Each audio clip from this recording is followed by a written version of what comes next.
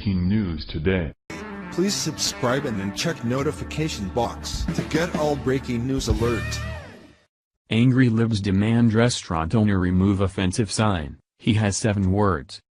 When a conservative restaurant owner posted a politically incorrect sign on his property's window, easily offended liberals immediately expressed their disapproval. However, after they demanded the removal of the discriminatory sign, he not only refused but offered them 7 simple words. Although Oklahoma could easily be considered the reddest state in the U.S., it's still not immune to the socialist disease that is liberalism. Unfortunately for one business owner, he was subjected to the fragile sensibilities of progressive leftists who are hoping to force him to capitulate to their agenda.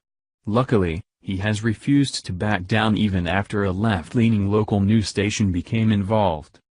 Oklahoma City resident Bob Warner had no issues running the steak and catfish barn until one entitled liberal entered his business and pressured him to appease one of the tiniest special interest groups in the U.S. after transgender liberal Paula Sconair, who is biologically male but identifies as a woman, saw a sign taped in front of the restaurant's bathrooms. He threw a fit that made headlines. FAR reports that the controversial sign simply asks patrons to use the correct bathrooms, which is the one marked for their biological sex. Immediately, Sconair was offended that he was being asked to not use the restroom with women and little girls. Simply because he feels like a woman, Sconair is hoping the media attention on Warner's business will be enough to bring down the country's liberal wrath. Of course, Sconair was shocked to hear Warner's rebuttal, which reiterated his stance that transgenders may use the restrooms as long as they are dressed appropriately. In short, Warner doubled down on his property's rule that those with male genitalia are not welcome to use the women's restroom simply because they have donned a skirt.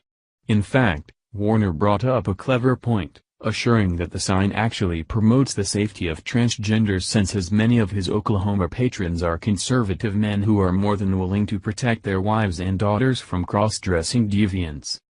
We have a lot of redneck guys that come in here. Truck drivers and everything. They're big husky guys, and I said, man alive.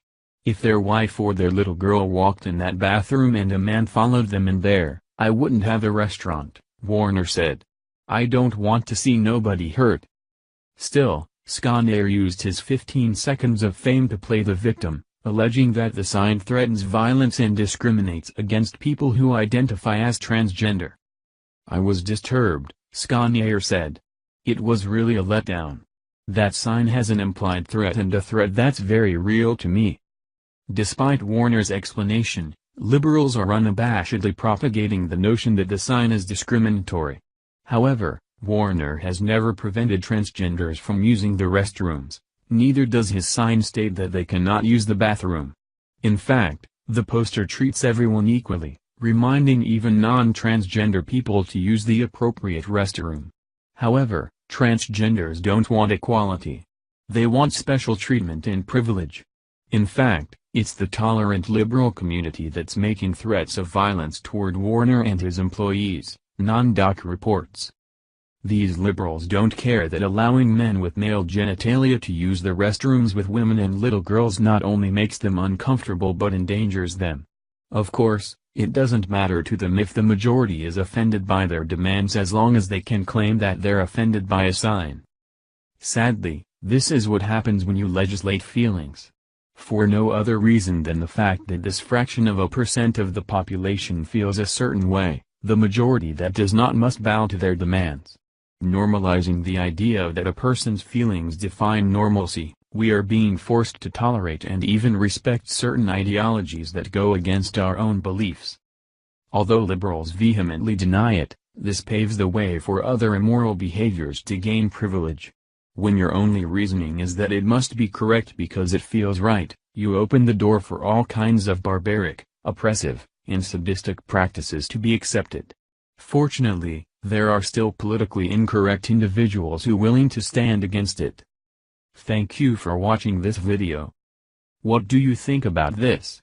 Share this on Facebook and Twitter along with your comments.